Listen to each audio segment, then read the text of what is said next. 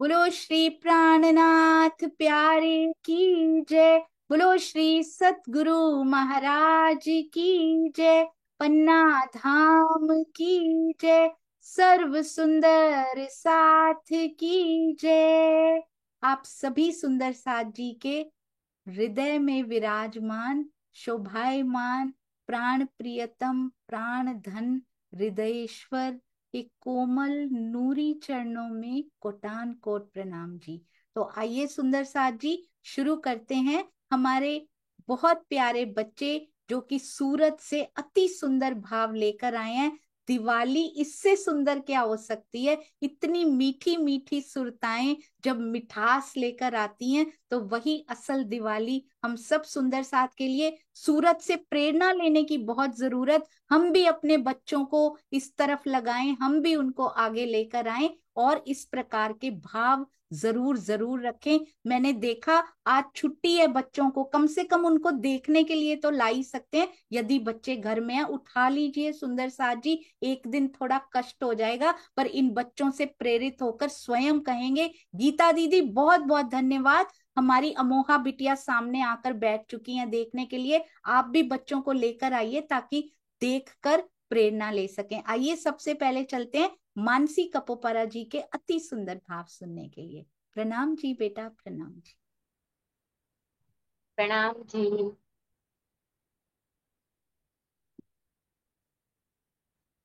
आँखा खोल के हिंदुस्तान। श्री ब्रह्मवाणी चर्चा प्रकाश हिंदुस्तानी।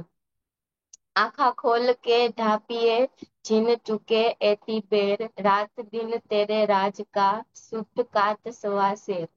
यह प्रकाश की वाणी इस सत्य का प्रकाश करती है कि जो हमारा अनादि काल से प्राणेश्वर है, प्राण प्रियतम है, कहाँ है। आप देखेंगे प्रकाश की पहली चौपाई शुरू होती है।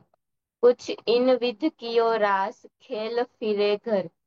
खेल देखन के कारण आया उमेदा कर।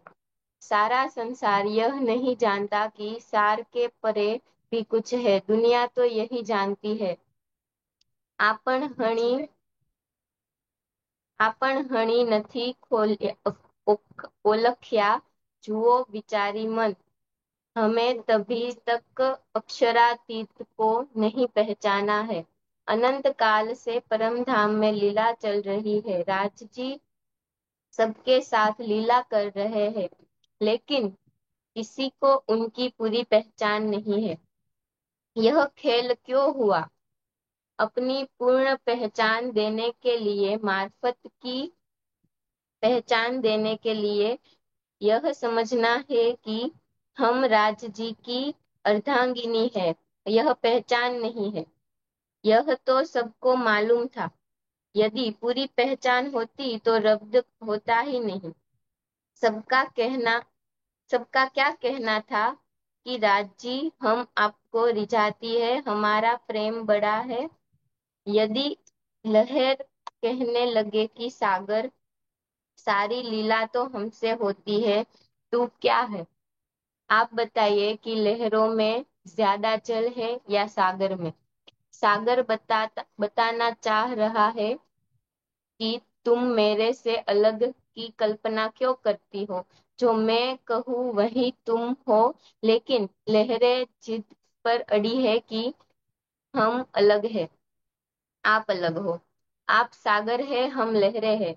हम भी भोजन करते हैं तो क्या कहते हैं, सेवा पूजा में भी चौपाई आती है, जल तरंग झिमी वारी। मेरी रूह नैन की पुतली, तीन पुतलियों के नैन, तीन नैनों में राखूं मासुक को, जो मेरी रूह पावे सुख चैन। मासुक राखूं तीन बीच में, तो पाऊं अर्श सुख चैन। आप देखते हैं ये मेरे नेत्र है। नेत्रों में एक गोला है, उसको कहते हैं पुतली। पुतली के अंदर फिर एक गोला है, जिसको तारा कहते हैं।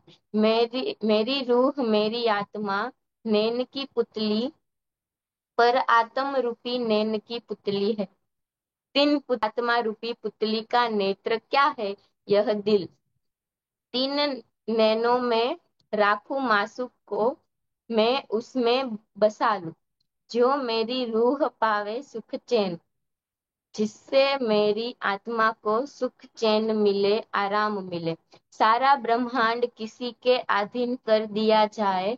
इस संसार में जितने हीरे मोती है, सारे पृथ्वी तो क्या, इस सृष्टि में जितनी करोड़ों गैलेक्सियां है, उन गैलेक्सियों में जितनी अरबों खरबों पृथ्वियां है, स्वर्ग है, वैकुंठ है, सबका राज भी दे दिया जाए तो ये क्या है?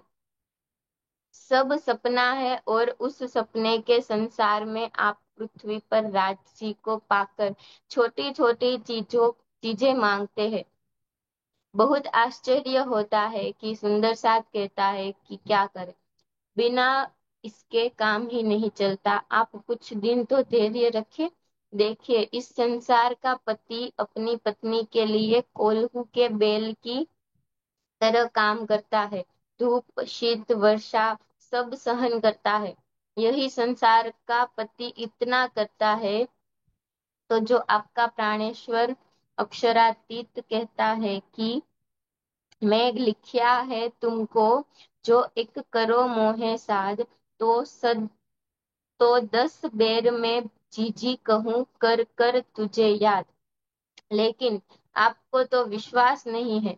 न राज जी पर विश्वास है, न उनके वचनों पर विश्वास है। नहीं तो आप माया की चीजें क्यों मांगते? यदि कहा जाए तो कि आप राज जी के मिशन के लिए यह सेवा कीजिए, तो बहुत कम सेवा आएगी। लेकिन यह कह दीजिए कि इतने पाठ रखने हैं, तो तो सब खुशी खुशी सेवा दे देते हैं। क्यों देते हैं? क्योंकि उस पाठ के साथ माया की कोई मन्नत भी लगा देते हैं कि हम 5,000 या 90,000 दे रहे हैं, तो हमारी यह मन्नत है कि राज जी हमारा यह काम पूरा कर देना। वो सोचते हैं कि 10,000 ही तो देना है। यही यदि मन्नत स्वीकार हो गई तो करोड़ों का लाभ हो जाएगा। तो यह एक व्यापार है।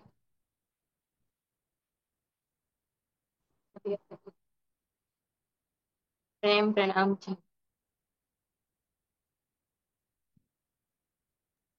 प्रणाम जी बेटा, आपके चरणों में कोटि कोटि प्रणाम।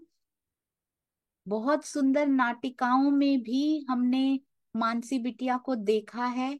अति अति सुंदर लेखन करने वाले सुंदर साथ के चरणों में जरूर प्रणाम करना चाहूंगी। किन्होंने लिखा है बेटा? ये बहुत सुंदर लिखा है। आपने लिखा है रसीला बेन? जी जी हाँ दीदी। अरे वाह रसीला बेन, आप इतना सुंदर लिख भी लेते हैं, ये मुझे पहले कभी नहीं पता था कि सूरत की सुरताएं सेवा में इतनी आगे हैं, लेखन कार्य में भी इतना सुंदर। बहुत बहुत सुंदर, आपके चरणों में प्रणाम जी। आइए सुंदर साथ जी, अब चलते हैं हमारी प्यारी जी मिरवा जी। प्रणाम जी बेटा, प्रणाम जी। प्रेम प्रणाम जी। प्रेम प्रणाम जी। सभी सुंदर साथ जी के श्री चरणों में कोटि कोटि प्रेम प्रणाम जी। सुंदर साथ जी, आज मैं आप सबको निज नाम यानी के मंत्र या उनकी पहचान का थोड़ा विवरण बता रही हूँ।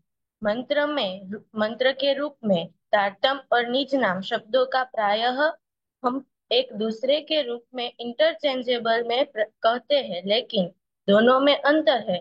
मंत्र तो निश्चित रूप से हमारा तारतम ही है। दोनों जैसा कि श्री जी ने हरिद्वार में पद्धति बताते हुए स्पष्ट किया था, मंत्र तारतम सोई। लेकिन जहाँ तक निज नाम शब्द का प्रश्न है, इस संबंध में किरंतन ग्रंथ की एक चौपाई है।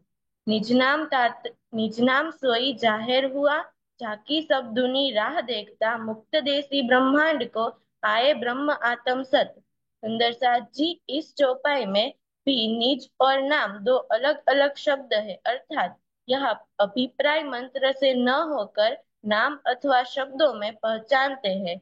अब संसार को उस अनादि अक्षराति सच्चिदानंद पर ब्रह्म जिसके लिए धर्म ग्रंथों में एक ब्रह्म द्वितीय नास्ति कहा गया है कि वो पहचान जाहिर हो गई है, जिसकी प्रतीक्षा सारी दुनिया कर रही थी। पहचान अर्थात स्वरूप, धाम और लीला का ज्ञान, जिसकी भविष्यवाणी सभी मत पंथों के धर्म ग्रंथों में पहले से ही कर दी गई थी। यहाँ सुंदर साथ जी स्पष्ट करना भी उचित होगा कि जहाँ तक किसी स्वरूप की पहचान का प्रश्न है, आंतरिक पहचान अधिक महत्वपूर्ण होती है, क्योंकि इसके बिना बाहरी पहचान का कोई महत्व नहीं होता, बल्कि निज शब्द अर्थात मूल नाम एवं पहचान की बात की जा रही है, जो उस नाम तत्व और गुण से रहित पर ब्रह्म अक्षरातीत के अतिरिक्त कोई अन्य नहीं हो सकता। कृष्ण नाम इसलिए नहीं हो सकता क्योंकि वो तो 5,000 से अधिक वर्षों से चला आ रहा है, जबकि वाणी जिसकी यह चौपाई है लगभग 350 वर्ष पूर्व ईस्वी सन 28 में कलयुग में अवतरित हुई है। परिक्रमा ग्रंथ में दूसरे प्रकरण के मंगलाचरण में भी स्पष्ट रूप से कहा गया है, पैगंबर या तीर्थंकर कई हुए अवतार, किन बोध न मैथ्यो विश्व को किए नहीं निर्विकार।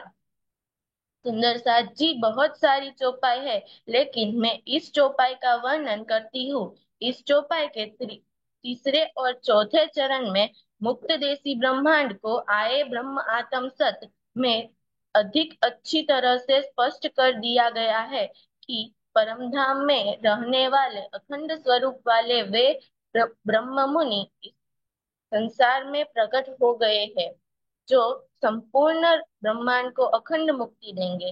वे से अपने अनादि और अखंड प्रियतम की पहचान कराकर सबको उनके नूरी चरणों में लाएंगे, लेकिन इससे पूर्व हमें उसके साथ अपनी निस्बत अर्थात मूल संबंध की पहचान भी करनी होगी।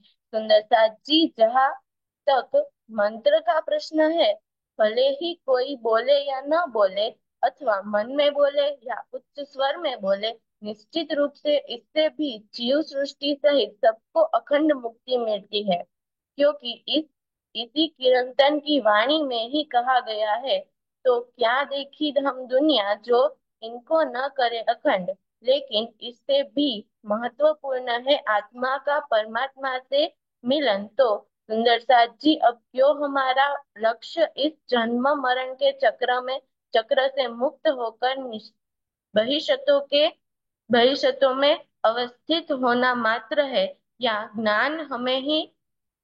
ज्ञान और प्रेम के पंखों के सहारे धनी को प्राप्त करना है, इसका निर्णय हमें ही करना है। सुंदर साथ जी, प्रेम प्रणाम जी। इसमें कोई भी त्रुटि हो गई हो तो आपकी नादान सखी समझकर माफ कर देना। प्रेम प्रणाम जी। प्रणाम जी, बहुत सारा प्यार मिरवा बिटिया, और हमें कितना कुछ सिखा गई। ये अति सुंदर। ये किन्होंने लिखा है बिटिया?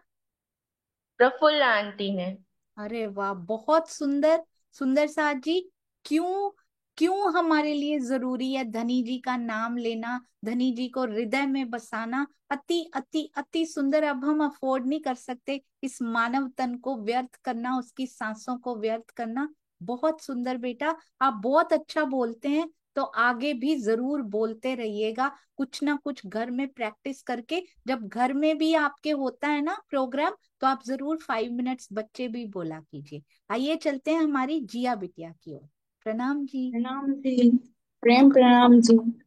तारतम अंग थयो विस्तार उदर आव्या बुध अवतार इच्छा दयाने आवेश अणे अंग कीधो प्रवेश। श्री इंद्रावती जी के धाम हृदय में तारतम वाणी के अवतरण का विस्तार हुआ। इसके अतिरिक्त जागृत बुद्धि भी उनके हृदय में विराजमान हुई। आवेश के रूप में मूल स्वरूप की इच्छा अर्थात हुक्म और दया ने श्री इंद्रावती जी के धाम हृदय में प्रवेश किया। इस प्रकार परम धाम में मूल स्वरूप के दिल में होने वाली इच्छा की काल माया के ब्रह्मांड में आज्ञा या आवेश कहलाती है, जिसको अरबी में हुक्म कहा जाता है। स्वयं अक्षरातीत इस नश्वर ब्रह्मांड में आवेश स्वरूप से लीला कर रहे हैं, इसीलिए इच्छा, आज्ञा या हुक्म के स्वरूप को ही आवेश स्वरूप कहते हैं। इस प्रकार धामधनी ने सबके संशय को दूर किया। सब सुंदर साध ने भी इस तथ्य को समझा। सुंदर साध ने अपने विवेक से तारतम वाणी का प्रकाश फैलाया, जिससे सब सुंदर साध का हृदय एक रस हो गया। तारतम वाणी के प्रकाश में सब सुंदर साध के एकत्रित होने से जागनी हुई। आनंद में मग्न होकर सुंदर साध ने धामधनी के साथ जागनी लीला में भाग लिया। यद्यपि ब्रज रास श्री देवचंद्र जी एवं श्री प्राणनाथ जी के रूप में ये चारों लीलाएं अवसर हुई है, परंतु झागनी की लीला तो बहुत ही विशद है। इस झागनी लीला में सुंदर साथ इतना उल्लसित हो गया कि उनके आनंद का वर्णन करना संभव नहीं है। इस झागनी लीला के सुख को शब्दों में किस प्रकार व्यक्त किया जा सकता है, जिससे ऐसा अनुभव होता है कि हम संसार में नहीं बल्कि परम धाम में है। इस लीला में सब सुंदर साथ एकत्रित होकर प्रसन्नता पूर्वक जिसकी जैसी लीला होगी उसको चित्त में याद कर बातें करेंगे। ऐसा करते करते सबकी दृष्टि में परमात्मा आ जाएगा और किसी के भी मन में कोई चाहना शेष नहीं रहेंगी। उपरोक्त प्रसंग श्री पद्मावतीपुरी धाम में होने वाली 10 वर्षों की झागनी लीला, छठे दिन में झागनी के अंतिम चरण में लीला तथा परम धाम के परमात्मा के तनों में जागृत होने की प्रारंभिक लीला का है। इसके पश्चात सुंदर साथ परातम में पूर्ण रूप से जागृत हो जाएंगे। यह सारी बात मैंने पहले ही कह दी है। श्री इंद्रावती जी कहती है कि अक्षर ब्रह्मा भी अपने अक्षर धाम में जागृत होंगे और इस जागनी लीला के रस में अति आनंदित होंगे। प्रणाम जी।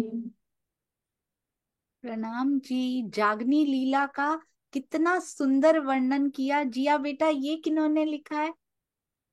सविता। अरे वाह, आपकी दादी ने लिखा है, मतलब सविता बेन ने। बहुत सुंदर। और सुंदर सा जी, श्री मुखवाणी का कोई भी टॉपिक बोलते हुए, चौपाई बोलते हुए, अर्थ बोलते हुए, प्रवचन करते हुए, चर्चा करते हुए एक स्वाभाविक सी गंभीरता बहुत अच्छी लगी जिया बेटा। अति अति अति सुंदर। बहुत प्यार से बोला। और सुंदर साथ जी, जरूर इन बच्चों को अपने गुरुवार का जो आपका सत्संग होता है, जरूर इन बच्चों को 5 मिनट वहां पे बुलवाया करें। ये आपके पास नगीने हैं सुंदर साथ जी, इनको और इन हीरों को निखारिए जरूर। अति अति अति सुंदर। चरणों में कोटि कोटि प्रणाम जी। कपोपारा परिवार के चरणों में स्पेशल प्रणाम जी। और अभी एक और सुंदर साथ जी, आप यदि अपने बच्चों के नाम लिखवाना चाहते हैं तो कृपया अपना नाम जरूर लिखवा दीजिए, चाहे तारतम ही बोलते हो तो क्या हुआ। अभी अमोहा का नाम मैं लिखने ही वाली हूँ बस, और उनके छोटे से प्यारे से भाई का भी नाम लिखने वाली हूँ। तो इसी प्रकार आप भी अपने पोती पोतियों का, बच्चों का नाम लिखवाए। 5 मिनट, चाहे सारी तारतम बोल के जाएं, कोई फर्क नहीं पड़ता। हर एक के मुख से अलग ही मिठास निकलती है जी। आइए, सिटी वाइज नहीं लिखने हैं ये। सूरत में तो इतने बच्चे आ गए हैं कि सिटी का एक बन गया है, पर हमें सिटी वाइज यहाँ पे अगर बन जाता है तो बहुत अच्छे। आप अपने ही बच्चे का नाम भी लिखवा सकते हैं। हाँ जी, आइए सुंदर साथ जी, अब हम सुनते हैं एक बड़ा प्यारा सा वीडियो। अभी पहचान जाएंगे आप किसका वीडियो है। मैं एक हिंट दूं, रोज बेनी लीला करती हैं वो अपनी दादी के साथ, प्यारी सी सखी, और अति सुंदर बोल रही हैं। ये देखिए सुंदर साथ जी कौन है हमारी। वंदो सतगुरु चरण को, करूँ छु प्रेम प्रणाम। अशुभ हरण मंगल करना, श्री देवचंद्र जी नाथ। श्री प्राणनाथ निज मूलपति, श्री महाराज सुनाव। तेज कुंवर श्यामा युगल को, पल पल करूँ प्रणाम। पिया जी का पल पल करूँ प्रणाम। आम तालाब कुंजवन सोहे, माणिक नहरे वन की सोहे। पश्चिम सोगार बड़वन कहे, पुखराजी जमुना जी लैया। आठों सागर आठ चुई, 25 पक्ष धाम तड़ी। नूर नीर शीर दधी द्रुत मधु रस सर्वरस सागर। तारतम काबल कोई नो जाने, एक जाने मूल स्वरूप की शित की बातें। तारतम में काय रूप। प्रणाम जी। प्रणाम जी, प्रणाम जी, बहुत सुंदर। ऐसे लगता है कि नूर बिटिया शायद कहीं होंगी नहीं अभी, या फिर घर पे या कहीं गई होंगी। वो नहीं होंगी, नहीं तो सामने आके जरूर सुनाती, या सो रही होंगी जरूर। पर इस समय तो बेनी लीला कर रही होती है, वो सो नहीं रही है। कहाँ है सविता बेन, नूर बेटी? मामा ने घर गई कामड़े। हाँ, इसीलिए वो तो बेनी लीला कर रही होती हैं, सोती तो वो है नहीं। मामा नहीं घरे गई हैं, इसीलिए यहाँ नहीं आई। तो हम सब की ओर से उनको जरूर जरूर प्यार दीजिएगा, नूर बिटिया को बहुत सारा प्यार। प्रणाम जी। सब राम जी। बच्चों को सुंदर साथ की ओर से आपने हमारी दिवाली आज प्रकाशित कर दी। बहुत प्यारे सुंदर साथ जी। अब हम उन प्यारी सुंदर साथ जी के पास जा रहे हैं, जो फिलहाल तो सूरत में गिनी जाती हैं, पर बहुत जल्दी वो हिम्मतनगर की होने वाली हैं। आइए चलते हैं हमारी प्यारी, बहुत प्यारी सुंदर साथ कृति अकबरी जी। प्रणाम जी कृति जी, प्रणाम। वो आपकी आवाज नहीं आ रही बेटा।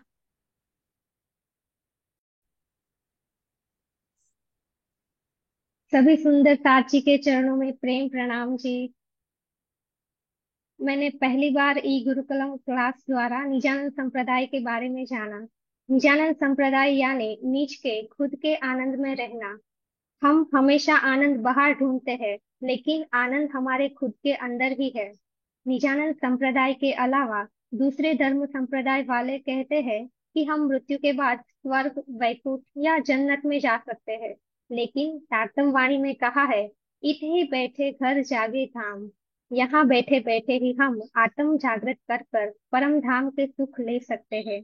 हमें परम धाम के अखंड सुख पाने के लिए तारतम वाणी का ज्ञान प्राप्त कर कर और धर्म के इस 10 लक्षण पर चलना जरूरी है। प्रथम लक्षण है धैर्य। सुख हो के दुख हो, लाभ हो के हानि हो, जय हो के पराजय हो, सब में एक समत्व भाव रखें, वही धैर्यशाली है। मर्यादा पुरुषोत्तम राम को कहा गया कि कल आपको राज तिलक किया जाएगा, तो राम का चेहरा खिलखिलाया नहीं था। फिर सवेरा होने से पहले आदेश दिया गया कि राज तिलक नहीं होगा, आपको 14 वर्ष के लिए वनवास में जाना पड़ेगा, तो उनके चेहरे पर जरा भी उदासी नहीं थी। इसको कहते हैं धैर्य। जिसमें धैर्य का गुण होता है, वो ये समझ लेता है कि सुख के बाद दुख और दुख के बाद सुख का चक्र चलता ही रहता है। दूसरा लक्षण है क्षमा। क्षमाशीलता मनुष्य को धार्मिक बनाती है। जिसके पास क्षमा का गुण नहीं है, वह कभी भी महान नहीं हो सकता। जिस मनुष्य में क्षमा का गुण है, वही धार्मिक कहलाने का अधिकारी है। तीसरा लक्षण है दमन यानी नियंत्रण। संसार में इंद्रिय की निरंकुशता सारे कष्टों का कारण है। मनुष्य आंख, कान, नासिका, त्वचा, जिह्वा, पांचों इंद्रिय के सुख में अपना जीवन समाप्त कर देता है।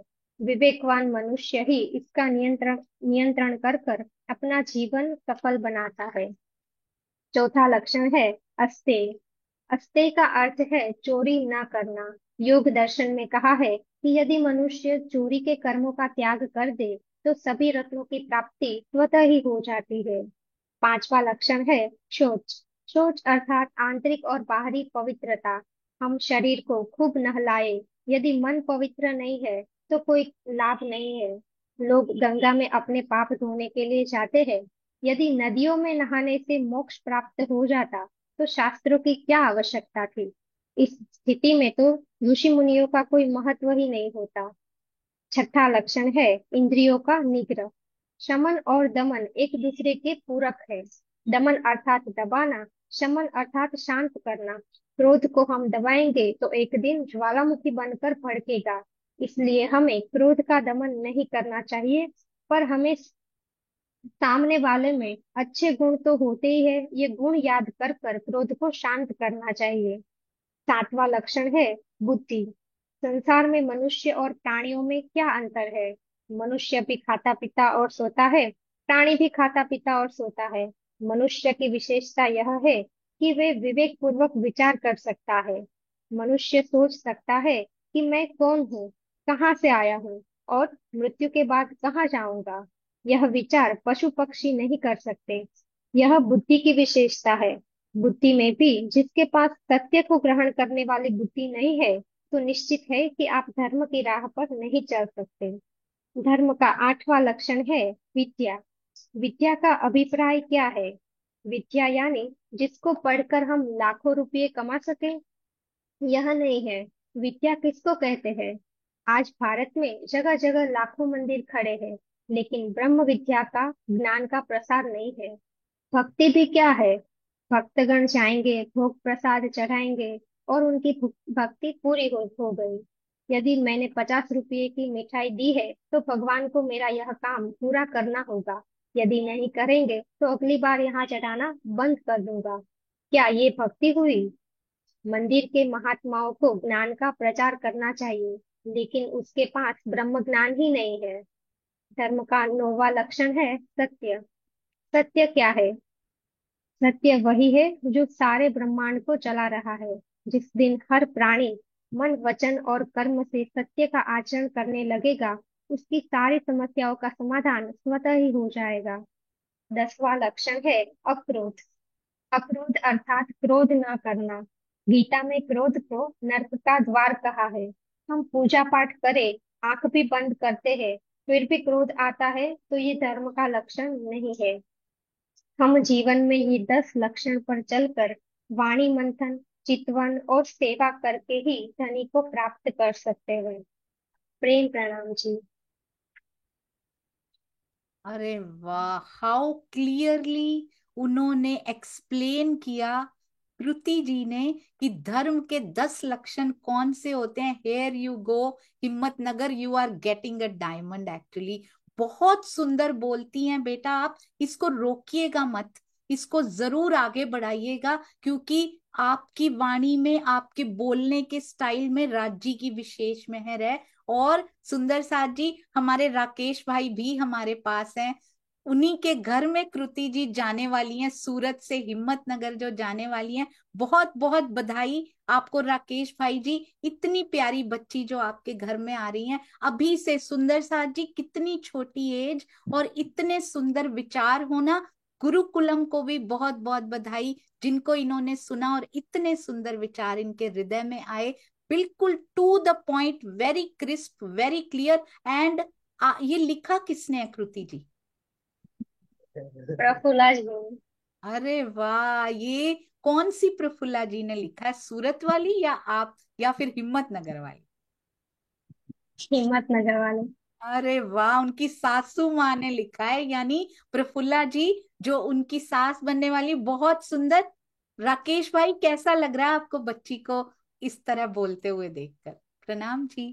प्रणाम जी, प्रणाम जी। अच्छा, अच्छा, सब अच्छा बोला। अरे और उसको धर्म में थोड़ा इंटरेस्ट भी ज्यादा है, इसके लिए वो बोल पाती है। वो एक्चुअल तो स्वाध्याय परिवार में भी बहुत जाती है, और भाव फेरी में भी जाती है, और स्वाध्याय का, गीता का विज्ञान भी ज्यादा किया है उसने थोड़ा। तो उसकी वजह से उसका थोड़ा रुचि ज्यादा है धर्म में, तो वो सब कर पाती है।